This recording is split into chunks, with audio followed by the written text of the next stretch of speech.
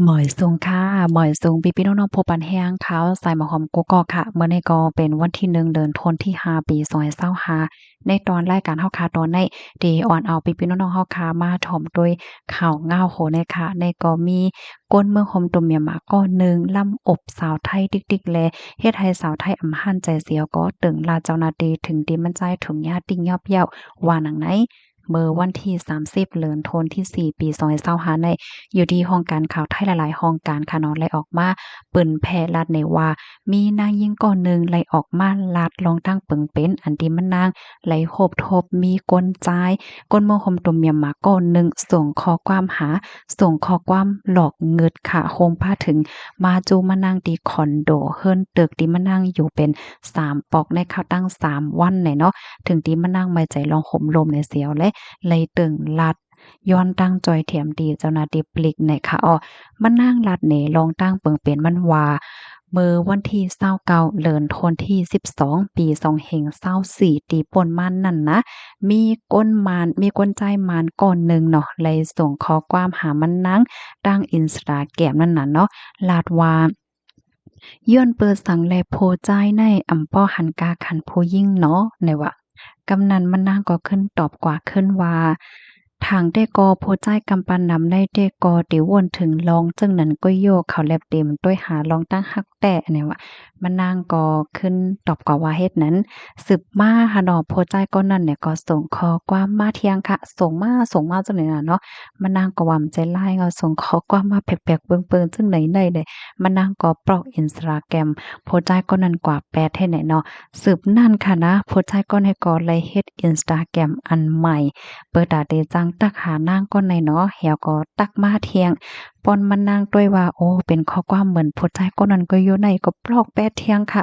กำนันโพสต์ใจก็นั้นก็เฮ็ดมาเที่ยงบ่ได้เป็นเฟซบุ๊กว่า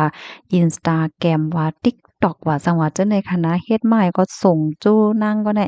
ส่งข้อความจูนางก็ในขณะโฮมๆเย้าเนี่ยมันใจเฮ็ดกล่องบัญชีในขณะม็อก10อันจังได๋ลูกกวนเนี่ยค่ะมานั่งด้วยข้อความเพราะว่ามันเหมือนโพสต์ใจก็นั่นว่ามันก็ปลอกเป็นหมดค่ะตั้ง10อันเฮ็ดให้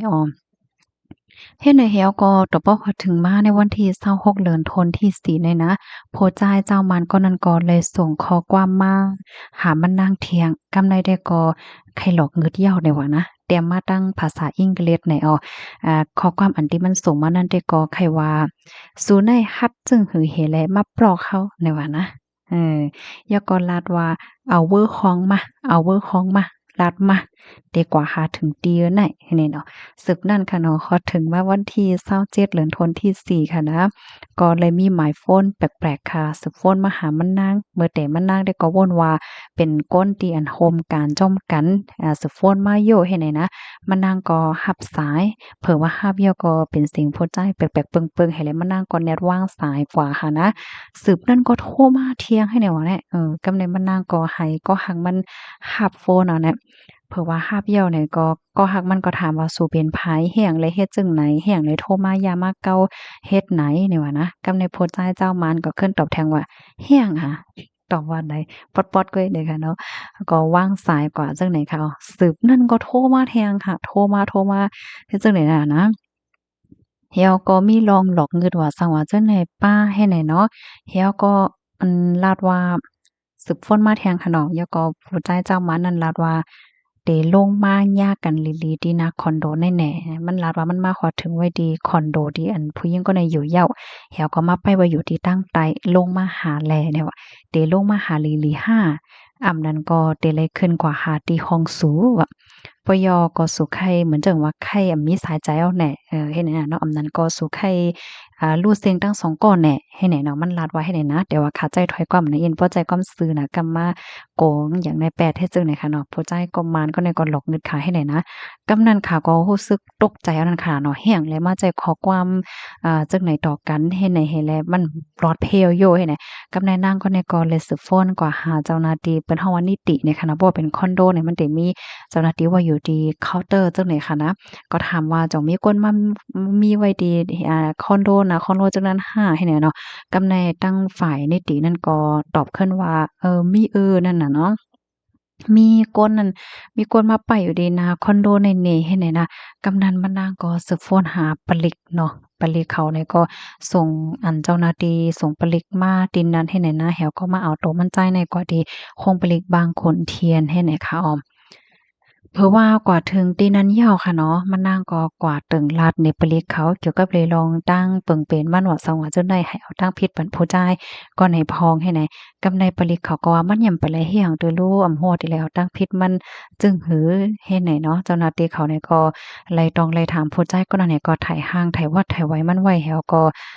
ส่งปอกส่งปอกขึ้นอำใดแล้วปล่อยปอกขึ้นให้ไหนนะ เหมือนนั่นไหนมันนางก็ตักสิหางก็ว่าเป็นหางให้แน่นะมันก็โอเคเฮก็พอเขาพอเฮิรนขึ้นหางไผหางมันค่ะก็น่ะว่าข้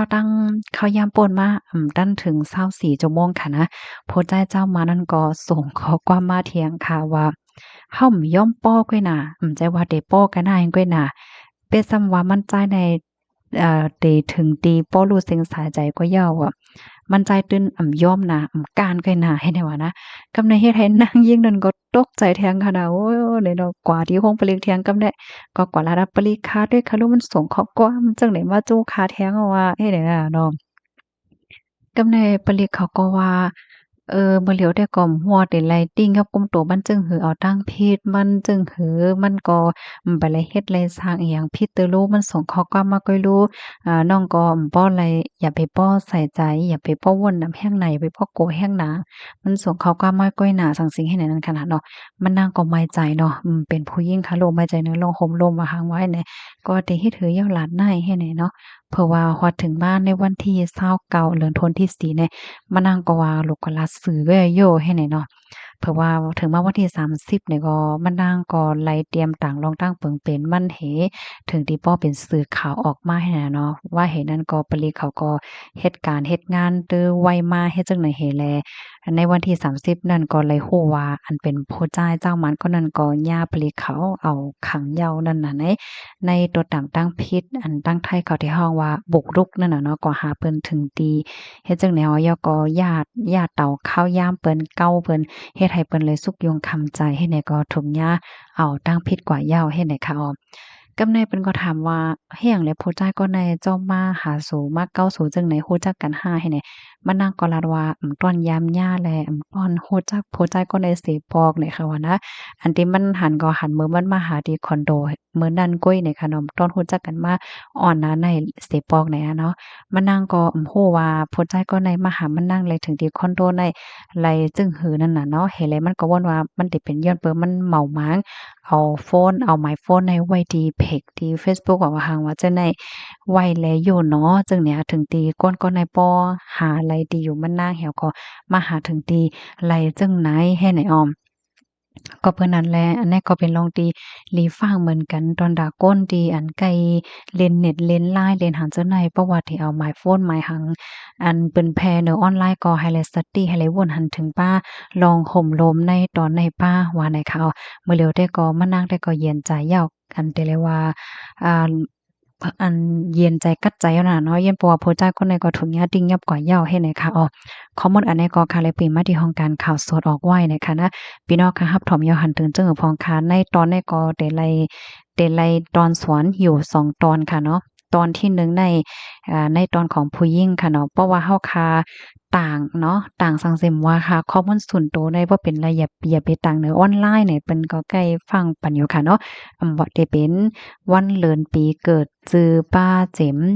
หมายโฟนเนาะป้าเจ็มเฮิรนเย่ตัวเจ้าก็มักเข้าในเจือกไถหางเฮิรนตัวเจ้าก็ล่มจะเฮิรนเฮาในค่ะเป็นหลังได้ค่ะอยู่ที่ในอยู่ซอยในสังสิงกาเนี่ยเฮาบ่ฮู้เลยค่ะเนาะก้นตีอันเปิ้นตุ้ยนั่นมันสิมีทั้งก้นหลีแล้วก็ก้นอันเป็นป้ายใจ